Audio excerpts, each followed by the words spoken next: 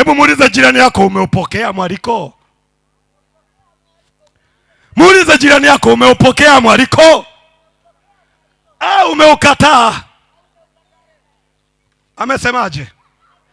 Ameupokea. Amepokea kadi ya mwaliko. Swali la pili, je, unalo vazi kwa ajili ya sherehe?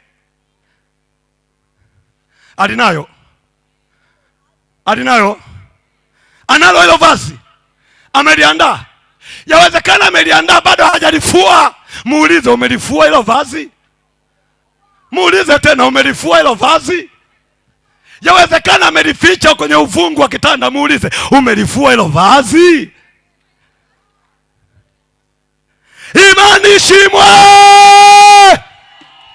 Sikiliza, ni lazima kila mmoja wetu hakikishe ya kwamba anayo kibali, anayo tiketi, anayo kadi ya mwaliko kuingia kwenye ule uzima wa milele, kwenye ile karamu ya Yesu Kristo iliandaliwa mbinguni na Mungu Baba. Sikiliza nikwambie, tiketi yako ni wokovu. Mwamini Yesu Kristo awe Bwana na Mwokozi wa maisha yako. Hiyo ndiyo tiketi yako.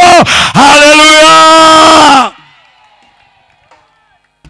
Ukiwa nayo tiketi, lazima uwe umefua mavazi yako. Vazi lako la kuingia mbinguni ni utakatifu. Haleluya, watu wa Mungu. Biblia inasema ya kwamba alipokuwa akizunguka akaenda huku na kule, akakutana na mtu ambaye hajajiandaa kwa ajili ya sherehe. Akamuuliza, umetokea wapi wewe? Umeingilia wapi wewe? Mbona kama ufanani na hawa watu walioko humu ndani? Hebu jiangalie mwenyewe, unafanana na hawa watu walioko humu ndani kwenye hii karamu. Kuna mtu mwingine anaingia kwenye sherehe si yake, lakini anaingia kwenye sherehe.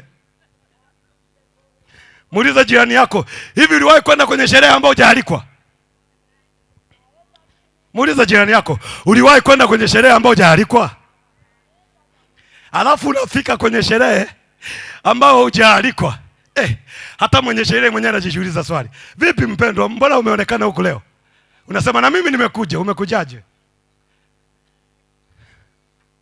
Lazima uhakikishe unakubali mwaliko ambao Mungu ameutoa kwa ajili yako. Mtu wa Mungu wa Kasulu, upokee wa mwaliko, na jinsi ya kupokea ni kumwamini Yesu Kristo awe Bwana na Mwokozi wa maisha yako.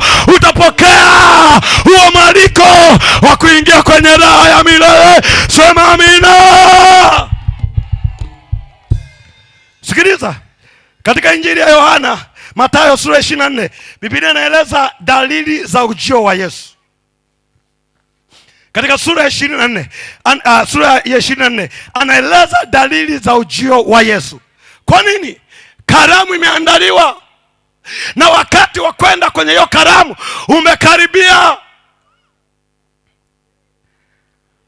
Wanafunzi wakamwendea Yesu. Katika ule mstari wa kwanza sura ya 24, wakamwendea Yesu wakamwambia, hebu tuambie dalili za ujio wako. Hizo dalili za kuja kwa ajili ya kuja kuwachukua hao watakao kwenda kwenye huo mwaliko,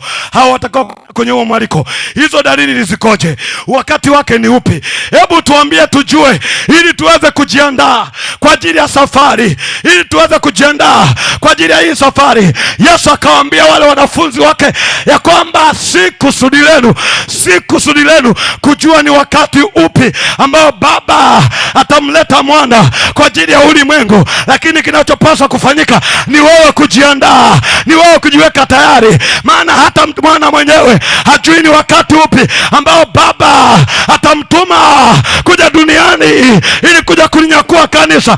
Sikiliza, wale watakaonyakuliwa ili kwenda kwenye ile karamu ni wale waliotakaswa kwa damu ya mwana kondoo, waliofua mavazi yao si kwa maji ya kawaida, bali kwa damu ya Yesu Kristo, waliokubali kumwamini Yesu Kristo awe Bwana na Mwokozi wa maisha yao.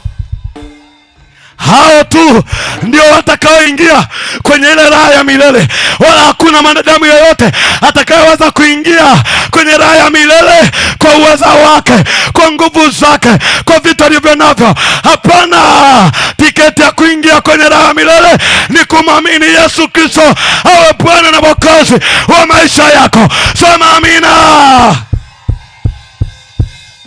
Katika Injili ya Yohana sura ya 14 mstari wa 6, Yesu anasema mimi ndimi njia ya kweli na uzima, wala mtu haji kwa Baba ila kwa njia yangu. Anasema kila atakaye kuja anayetamani kwenda kwa Baba lazima niamini mimi kuwa ni Bwana na Mwokozi wa maisha yake, ndipo atapata nafasi ya kuingia kwenye raha ya milele. Jioni leo ukiwa na shauku ya kuingia kwenye raha ya milele, lazima ukubali kumwamini Yesu Kristo awe Bwana na Mwokozi wa maisha yako.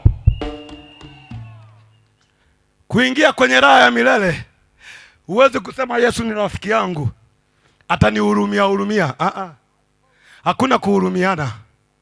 Yesu anasema wale walionikana mbele ya wanadamu, na mimi nitawakana mbele ya malaika wa Mungu Baba, nitawakana. Yesu atasema, watakuja watasema, mbona tuliombea wagonjwa, mbona tulitoa mapepo? Atasema hapana, siwajui nyinyi, ondokeni kwangu.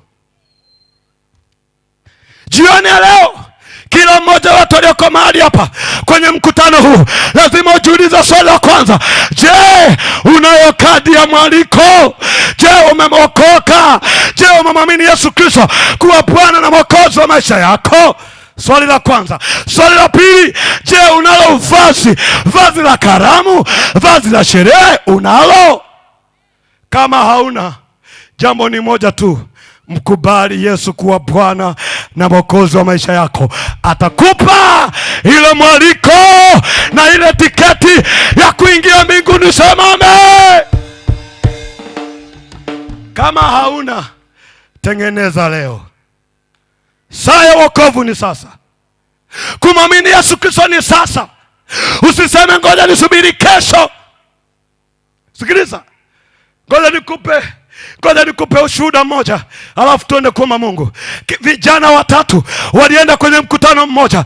Wakati wameenda kwenye ule mkutano, yule mhubiri alipokuwa na ubiri, wakati ule wa mkutano ilipofika, wakati ule yule mhubiri anaita, anasema jamani, njooni wale wanataka kumpa Yesu maisha yao, hebu msogee hapa mbele. Wakati anazungumza namna ile, wale vijana watatu, mmoja alikuwa anasikia moyoni mwake sauti inamwambia, nenda ukaokoke, nenda ukaokoke.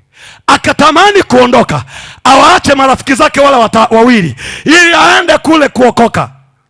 Rafiki zake wakamwambia, hamna mpendwa, bwana, ukienda kule sio vizuri, wewe baki na sisi bwana, hapa wewe baki na sisi.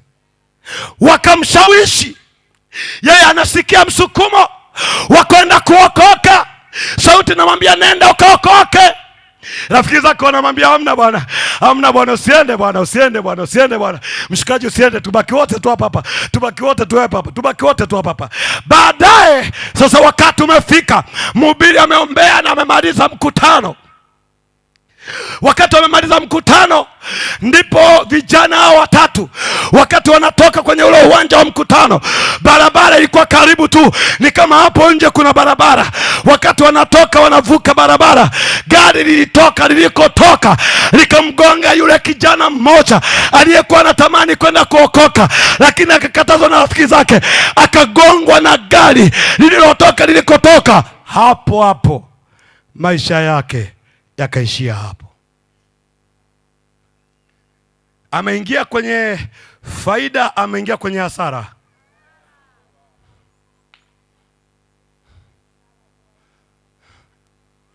Mungu alikuwa amekusudia huyu kijana aingia kwenye raha ya milele, lakini kwa bahati mbaya marafiki zake na huyu jamaa wakamdanganya, wakamkataza, akaingia kwenye mateso. Maisha yake yakaishia hapo. Sikiliza, hakuna katikati yetu mwenye garantii ya maisha ya kwamba atakuwepo mpaka usiku wa leo, ya kwamba atakuwepo mpaka kesho. Kuokoka ni leo, saa ya wokovu ni leo, kumwamini Yesu Kristo ni sasa, maana anakuja wakati wowote asiojua mwanadamu. Ni saa ya wokovu. Kubali jioni leo kumwamini Yesu Kristo awe Bwana na Mwokozi wa maisha yako. Hiyo ndiyo itakuwa salama yako. Naomba tusimame tuombe Mungu. Fanya uamuzi wa kumwamini Yesu Kristo leo. Fanya uamuzi wa kufua mavazi yako leo. Usisubirie kesho, usiseme mtendogoo, usiseme kesho kutwa, mwezi ujao. Hapana, hakuna anayejua mwisho wa maisha yake utakuwa ni lini. Naomba tusogee hapa tuombe Mungu pamoja. Hapa mbele yangu, tusogee hapa mbele yangu tuombe Mungu pamoja. Ni Mungu peke yake anayejua maisha yetu, anaujua mwanzo wetu, anaujua mwisho wetu.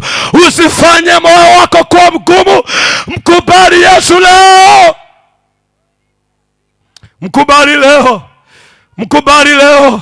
Ingali nafasi bado nayo, ingali bado muda nao. Kubali kutengeneza leo, muda ni sasa. Usingoje kesho, kesho sio ya kwako, kesho ni ya mwingine. Kubali leo kutengeneza. Sauti unayosikia, yawezekana kesho kanyamaza, yawezekana baadaye kanyamaza. Hautaisikia tena, hautaisikia tena, hautaisikia tena, hautaisikia tena. Sauti inayokuita kumpa Yesu maisha yako, hautaisikia tena. Ni leo, ni leo, ni leo, ni sasa. Watu wa Mungu, ninaomba tusogee wote kwa pamoja hapa. Walioko kule, watu wa Mungu, njoni tu. Tunahitaji kuomba Mungu pamoja. Njoni tu. Njoni tu. Njoo. Asante sana. Mungu awabariki watumishi wa Mungu. Njoni tu, tunataka tuombe Mungu pamoja ili tutawanyike wote kwa amani. Hebu njoo tu. Mungu akubariki sana. Mungu awabariki sana. Njoo tu tuombe Mungu. Tunaombeana baraka tu. Hapa tunaombeana baraka. Njoo mpendwa. Asante sana mama. Asante sana. Asante sana. Njoo tu. Njoo tu mpendwa. Ni siku yako, ni saa yako. Mwamini Yesu Kristo. Mwamini Yesu Kristo. Ni siku ya leo. Kumwamini Yesu ni leo. Usiseme kesho, usiseme kesho, usiseme kesho. Kama mwenye nyumba angelijua saa ambapo wevi watakavyoingia na kuvunja nyumba yake na kuiba, angelikesha wala singelala. Wakati wa kuja kwa Bwana wetu Yesu Kristo ni kama vile mwivi atakavyokuja. Saa usioizania, saa usioijua, saa tusioijua. Yesu yuaja, Yesu yuaja, saa tusioijua. Anakuja, anakuja, anakuja, anakuja. Yesu anakuja kwa ajili ya watakatifu waliomwamini Yesu Kristo, waliofua mavazi yao, walio na tiketi ya wokovu. Anakuja, anakuja, anakuja. Hebu kila mmoja wetu funika macho yako, na ikiwa uko mahali hapa unajua kabisa moyoni mwako ya kwamba maisha yako ni maisha yaliyo mbali na Mungu, unajua kabisa haujaokoka, unajua kabisa haujaokoka. Yawezekana unaingia kanisani lakini haujamwamini Yesu Kristo kuwa Bwana na Mwokozi wa maisha yako. Yawezekana unafuata mkumbo, yawezekana unaingia kanisani kwa kufuata mkumbo, unajiita umeokoka, lakini unajua kabisa hisia ya kwamba wewe haujaokoka. Ikiwa uko mahali hapa unatamani kumpa Yesu maisha yako, unasema nimeamua leo, nimesikia neno leo, natamani kujiandaa kwa ajili ya unyakuo, kwa ajili ya maaliko, kwa ajili ya karamu ya furaha milele. Uko hapa, watamani kumpa Yesu maisha yako, watamani kuingia kwenye raha ya milele. Unasema ninataka kumwamini Yesu Kristo awe Bwana na Mwokozi wa maisha yangu, ili atakapokuja anikute niko tayari. Ikiwa uko hapa na unatamani kufanya uamuzi huu, niombe uinue mkono wako. Ikiwa uko hapa kwenye mkutano huu unasema nimesikia neno, natamani kujiungamanisha na watakatifu wanaokwenda mbinguni, ili saa yoyote Yesu atakapokuja na mimi niwe tayari. Asante sana. Mungu awabariki. Mungu awabariki. Kuna bado mwingine tu. Bado kuna mwingine tu. Nyosha tu mkono wako. Asante sana. Mungu awabariki. Kuna mwingine tu. Bado na sita. Nyosha tu. Sikiliza, usiogope. Saa ya kumwamini Yesu Kristo ni leo. Utakapoondoka duniani hakuna mtu wa kukusindikiza. Biblia inasema kwamba hakuna cha mzazi wala mtoto atakayebeba mzigo wa mwenzake, kila mtu atabeba furushi lake. Hakuna atakayekusaidia utakapoenda kwenye mateso ya milele. Amua leo. Niombe wale wote ambao wamenyosha mikono yenu, nifuate kwa maneno haya na kwa sauti yako kubwa. Sema, Bwana Yesu, nimekuja mbele zako, naomba unisamehe dhambi zangu zote nilizofanya, ninazokumbuka na nisizokumbuka. Naomba Yesu unioshe